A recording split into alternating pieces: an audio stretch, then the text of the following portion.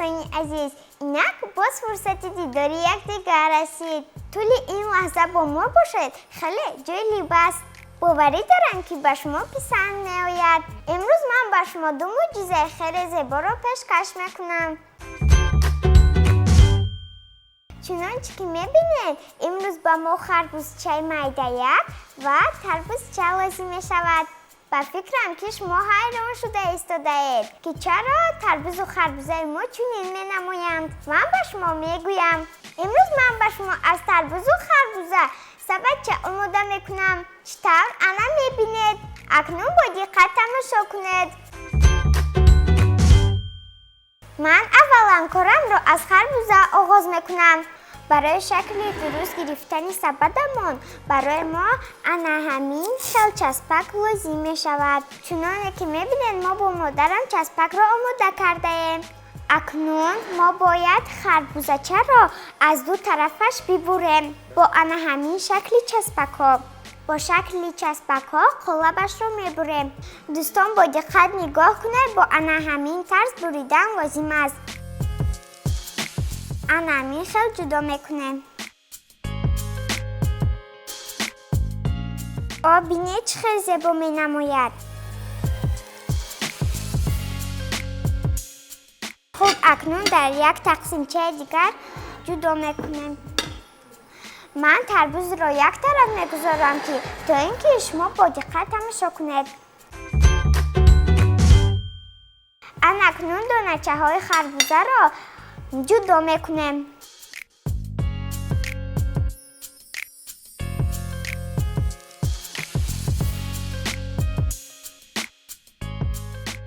انا همینطور آهسته جدا کنید.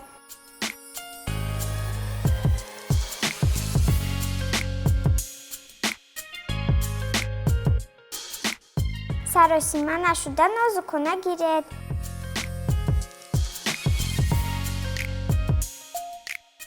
دانه های خربوزه ما آنقدر زیاد نیست. دوستان عزیز، اکنون من تقسیمچه را یک طرف میگذارم. با ما دیگر چسبک لازم نیست.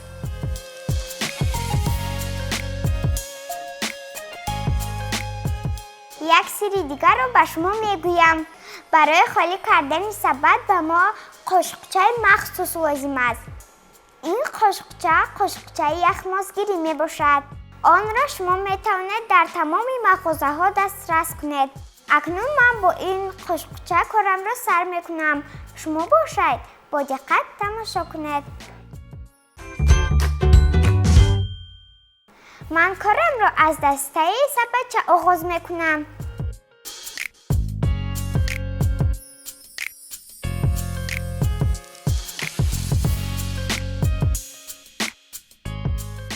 دوستان نگفته نمونم که خربوزه هم برای سلامتی ما فایده دارد.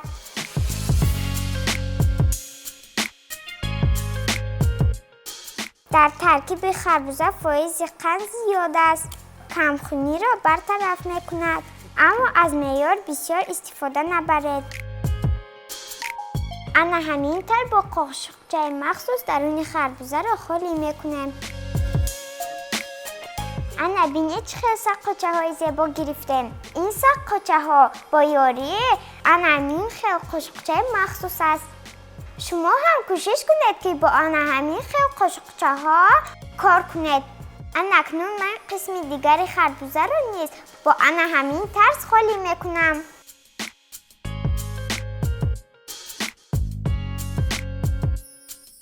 کوشش کنید که سقاچه زیبا گیرید. انا همینطور.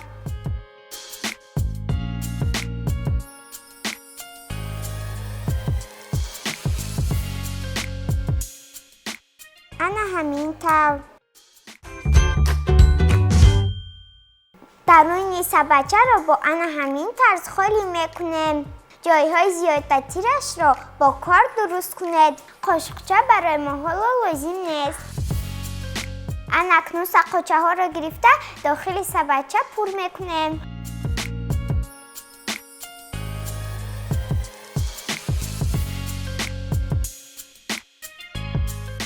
انا بینید بچه ما خیلی زیبا شده ایستاده است.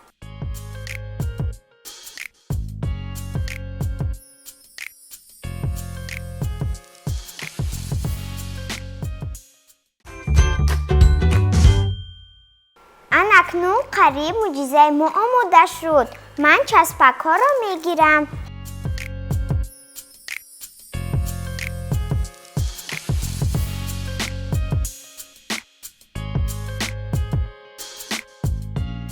با انا همین طرز.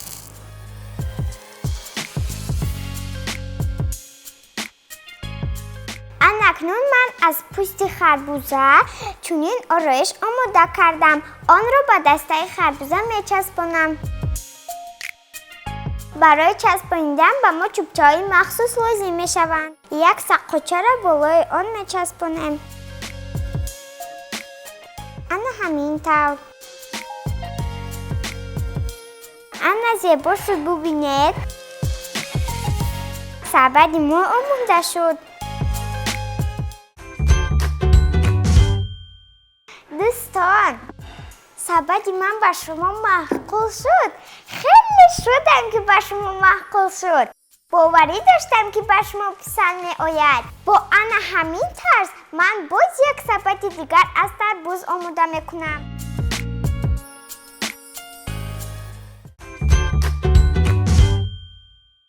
دوستان عزیز تربوز را هم مثل خربوزه از دو طرفش بریدن لازم است. اکنون هر دو طرفش را میگیریم.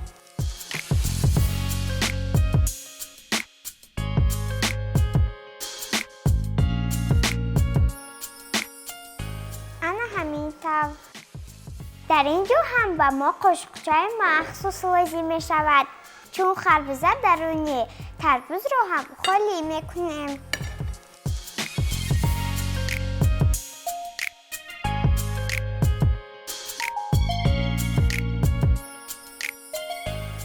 یک سقاچه ها را میگیریم.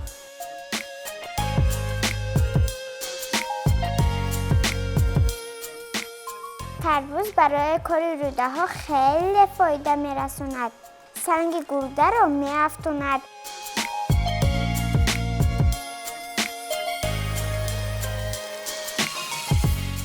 در فصل تابستان شما میتوانید زود از تربوز استفاده برید.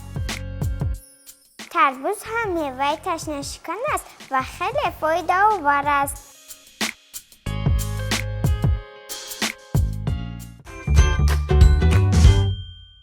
سقاچه های ما آماده شدن. اکنون آنها را یک یک میگذاریم.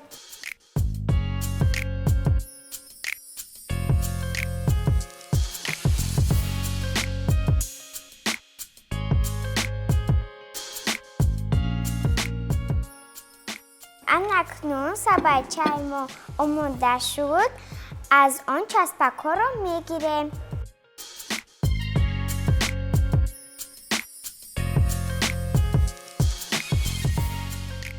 سبدچه تربوزی من خیلی زیبا شد.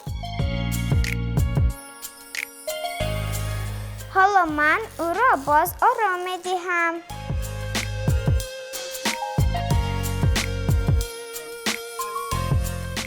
و ما چنین بندک آرایشی لازم می شود.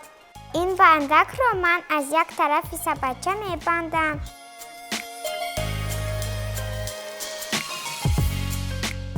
شما می توانید از دیو رنگ دوست داشته خود استفاده برید. من رنگ سرخ را دوست می دارم.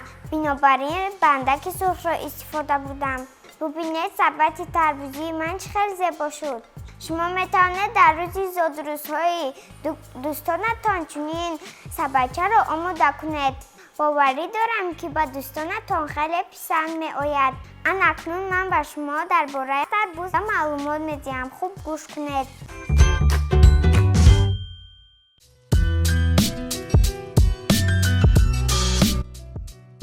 تربوز محصولات فلزی سرشهد و بالذت می باشد. در ترکیب تربوز 90% آب، مقدار زیادی قندهای زودهضم از قبیل فروکتوز، ساکاروز و گلوکوز 7 فایز سفیدها، ویتامین B1 B2 PP ویتامین C و غیره ها موجودند. اینچنین در آن کالی، مگنی، فسفر و آهن نیز وجود دارد. تربوز مواد خوبی پرهیزی بوده خاصیت تبشکانی دارد.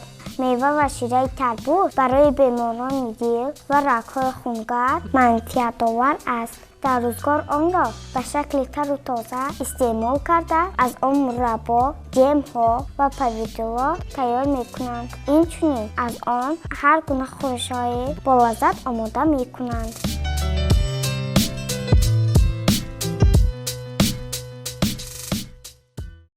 دوستانی عزیز، مسئولیت های من با شما پسند آمد. خیلی شاد هستم.